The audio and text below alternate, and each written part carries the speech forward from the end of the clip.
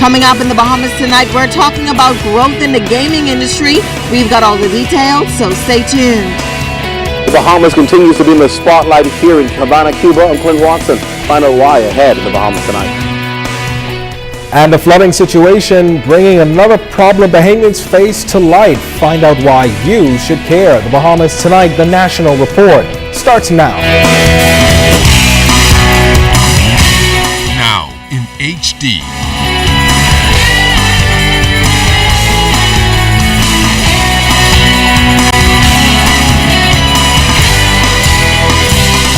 ZNS Network presents The Bahamas Tonight. This portion of the news brought to you by BTC Every Day.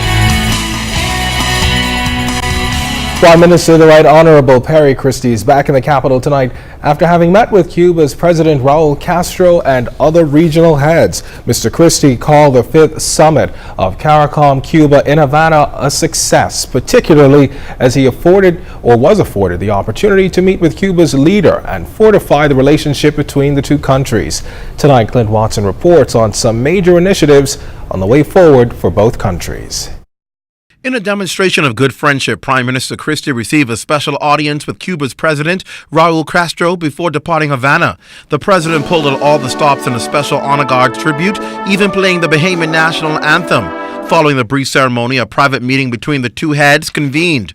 Prior to the meeting, Mr. Christie told ZNS News that Cuba will be assisting the Bahamas through setting up a facility for young adults with special needs. I indicated that when we build this facility, I would expect to have technical advice from the Cubans who have made tremendous advances in special education, that I would expect, if we need them, to have available to us special need teachers who would come in to be instructors and to train Bahamians for that. Then there's a proposal by Prime Minister Christie, like others in the region, who want to see the Caribbean a multi-destination for tourism, particularly as Cuba begins to open up to the world.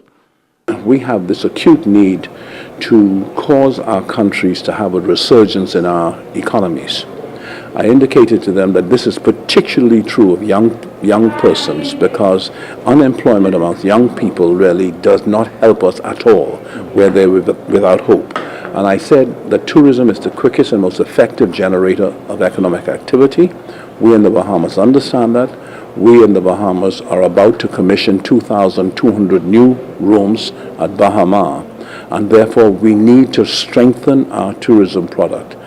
The Bahamas provides a significant amount of airlift to Cuba, either from the United States or from Nassau through Bahamas Air.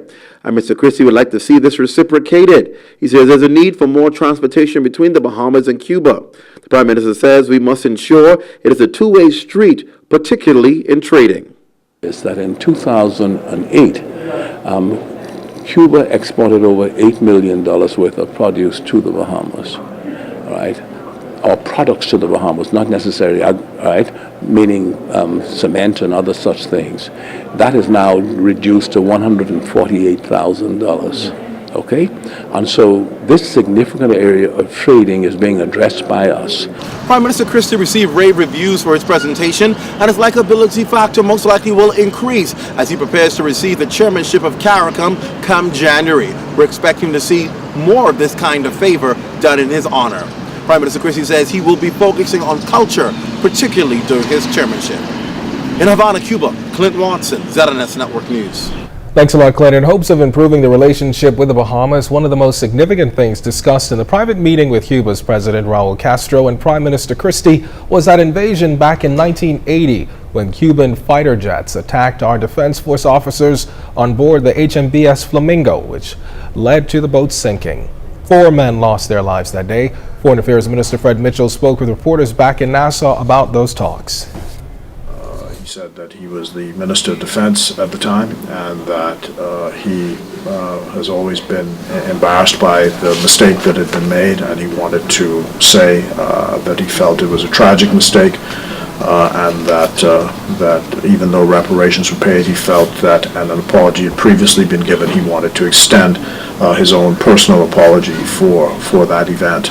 and to say how their country is dedicated to good neighborliness and understood that it was a mistake, a tragic mistake that had been made, and a tragic error. Well, the meeting, which is usually scheduled to run for about 15 minutes, ran for more than an hour. Other issues discussed included poaching, migration issues, petroleum exploration, and tourism, among other things.